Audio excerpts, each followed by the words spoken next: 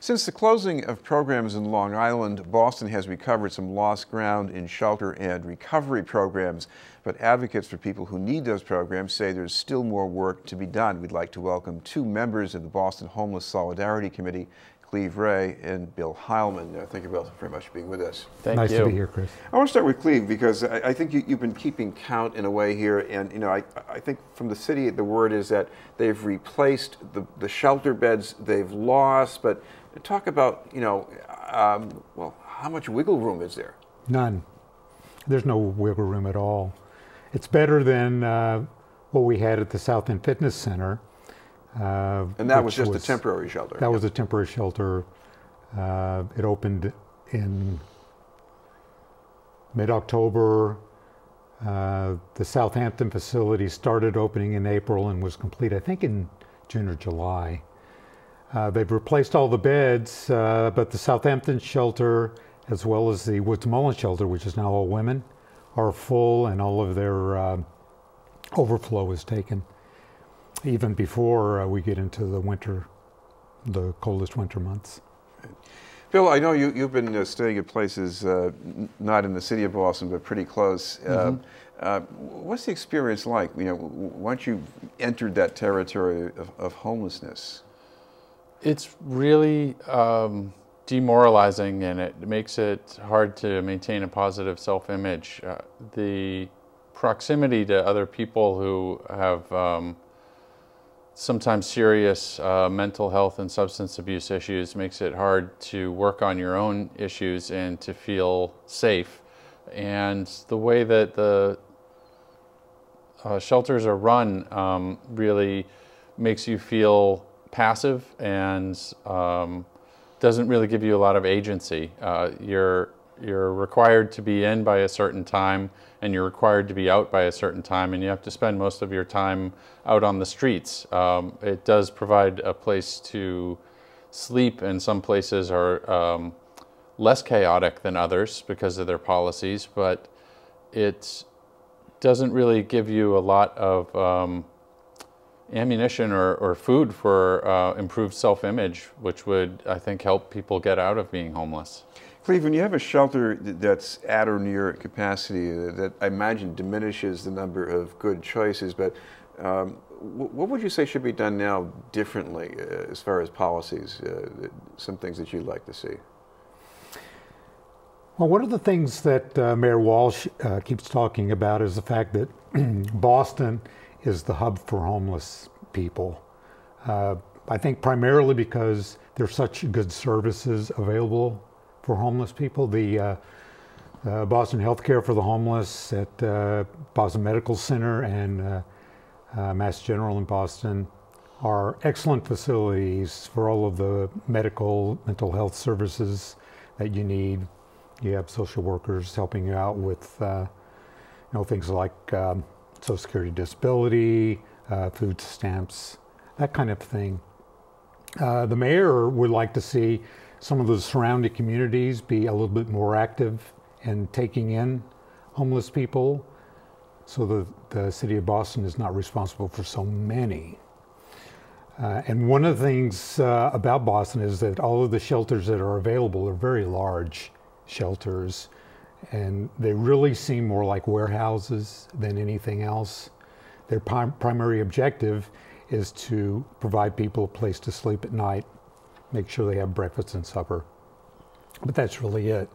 I think ideally there would be many more shelters, fewer people in a shelter, and the shelters would be used as a triage for helping people to make the next steps to get out of the situation that they're in and become housed. Bill, what kind of help would you like? Because obviously your goal was not to be in a shelter. Certainly, it certainly wasn't. I was in graduate school and relatively high functioning until my mental illness really laid me low. I would like to have more integrated services in the shelter. Like I would like to be seeing a case manager in the shelter, and to have more than a once a week brief visit from like a housing advocate. I'd like to be interfacing with people who could help me jump through the hoops that I need to get to the next step, which is housed. And you have to leave the shelter and go out and do a fair amount of legwork on your own in order to find those people and to build a relationship with them. Cleve, talk about the importance of those relationships, because I mean, Dr. James O'Connell, he's written about that in his book. Oh, I read the book. It's a wonderful book. Yeah. I mean, talk about what you need in that relationship. You need somebody who's really focused, who's really dedicated to working with that population. And compassionate about the people that they serve, not just there to take home a paycheck. I was very lucky. I had a wonderful therapist at BMC, in Boston Healthcare for the Homeless, that I saw once a week for 45 minutes, and she really helped me keep my head on straight while I was going through all of the processes to get out of where I was. When I became homeless, I came out of a hospital where I'd been for 37 days because of major depressive disorder. And having her there to help me was just, you know. Sometimes just somebody who will listen to you, right? Yeah, someone who listened to me, who took the time to learn about me, to understand what was going on with me, to get me to work on things that I needed to work on. She really held my feet to the fire, and that was really what I needed. I had a psychiatrist who was great. He referred me to Mass General for a program for my depression called ECT. My primary care hooked me up immediately with a lawyer to help me get through the application process for Social Security disability. I had a caseworker that helped me fill out all of the forms that I had to fill out and make sure I got the places that I needed to go. So it was just wonderful. I can't say enough good about Boston Healthcare for the Homeless. Bill, the other thing here is that if you're managing a health challenge, you can't beat the stability of a permanent address. You certainly can't. It just adds whole other layers of complexity to managing one's issues when you don't have that very basic level of a place to call one's own. It really makes it so much harder to make long-term plans, to ride through the bad days, and to make progress on one's issues when there's nothing, it feels like there's nothing stable in your life. I mean, talk about it, because some people take this for granted, but you're in your own place, you got to clean it, you got to make your dinner, you got to do the laundry. I mean, people say, what's the big deal? Why is that so important? Well, there was a psychologist, Abraham Maslow, who came up with a hierarchy of needs, and I would say that housing is on the first or second, one of the most basic levels. We need to have security of our person, of our property, and to have a place to return to.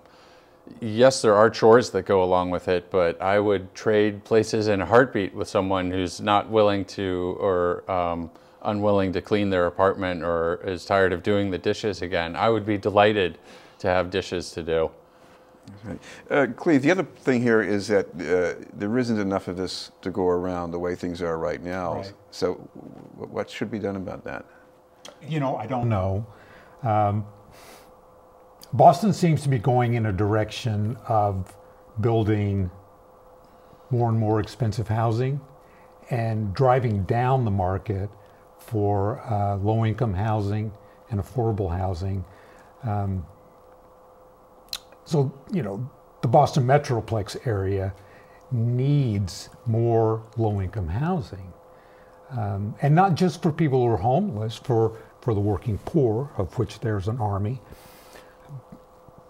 But until that's the case, until there's an adequate amount, then people who are homeless will remain homeless for a long time. The process of getting from homeless to housed is long. You got to wait first for a subsidy, which can take a year, and then you got to wait for a place to come available that you can move into. So the process is extremely long because there aren't enough subsidies and there aren't enough units of low-income housing. Cleve, we should mention that there's anything coming up that the coalition has planned to try to advance the agenda that we should know about?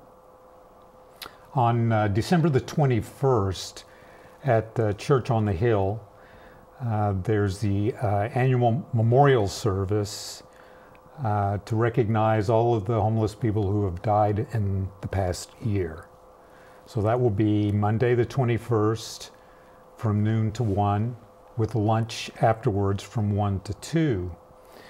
Then that evening at roughly 4:15, there's going to be a candlelight vigil where we emphasize the need for low-income housing. All right, thank you both very much. Cleve and Bill Heilman from the Boston Homeless Solidarity Committee. Up ahead, a new event for celebrating the holidays in Boston.